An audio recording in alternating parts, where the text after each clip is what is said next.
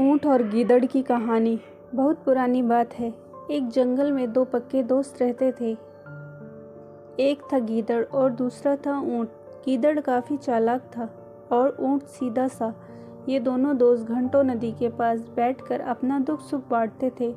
दिन गुजरते गए और उनकी दोस्ती गहरी होती गई।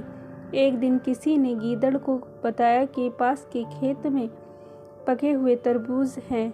ये सुनते ही गीदड़ का मन ललचा गया, लेकिन वो खेत नदी पार था। अब नदी को पार करके खेत तक पहुंचना उसके लिए मुश्किल था, इसलिए वो नदी पार करने की तरकीब सोचने लगा। सोचते सोचते वो ऊंट के पास चला गया। ऊंट ने दिन के समय गीदड़ को देखकर पूछा, मित्र तुम्हें ये कैसे? हम तो शाम को नदी किनारे मिलने वाले थे। तब गीदड़ ने बड़ी ही चालाकी से कहा, देखो मित्र, पास के ही खेत में पके तरबूज हैं। मैंने सुना है तरबूज बहुत मीठे हैं, तुम उन्हें खाकर खुश हो जाओगे, इसलिए तुम्हें बताने चला आया। ऊंट को तरबूज काफ़ी पसंद था। वो बोला, वाह, मैं अभी उस गांव में जाता हूँ, मैंने बहुत समय से तरबूज नहीं खाया है। ऊंट जल्दी नदी पार करके खेत जाने की तैयारी करने लगा। तभी गीदड़ ने कहा, दोस्त, तरबूज मुझे भी अच्छे लगते हैं, लेकिन मुझे तैरना नहीं आता। तुम तरबूज खा लोगे तो मुझे लगेगा कि मैंने खा लिया। तभी ऊंट बोला, तुम चिंता मत करो, मैं तुम्हें अपनी पीठ पर बैठाकर नदी पार करवाऊंगा, फिर साथ में मिलकर तरबूज खाएंगे। ऊंट ने जैसे कहा था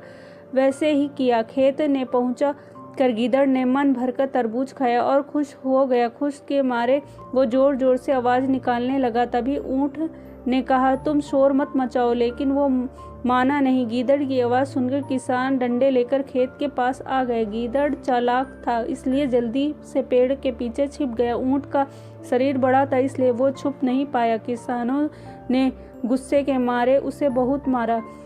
किसी तरह अपनी जान बचाते हुए ऊंट खेत से बाहर निकला। तभी पेड़ के पीछे छुपा गीदड़ बाहर आ गया। गीदड़ को देखकर ऊंट ने गुस्से में पूछा, तुम क्यों इसे तरह चिल्ला रहे थे? गीदड़ ने कहा कि मुझे खाने के बाद चिल्लाने की आदत है, तभी मेरा खाना पचता है।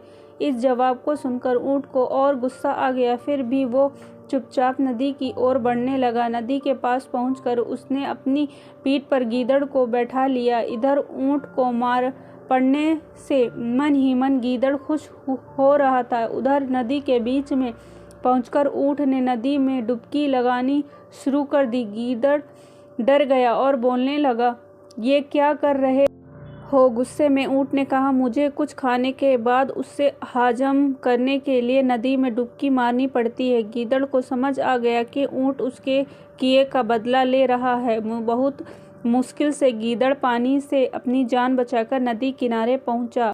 उस दिन के बाद गीदड़ ने कभी भी ऊंट को परेशान करने की हिम्मत नहीं की। ऊंट और गीदड़ की कहानी से ये सीख मिलती है कि चालाकी नहीं करनी चाहिए, अपनी करनी खुद पर भारी पड़ जाती है। जो जैसा करता है उसे वैसे ही भरना होता है। स्टोरी अच्छी लगी हो तो लाइक एंड सब्सक्राइब ज़रूर करें।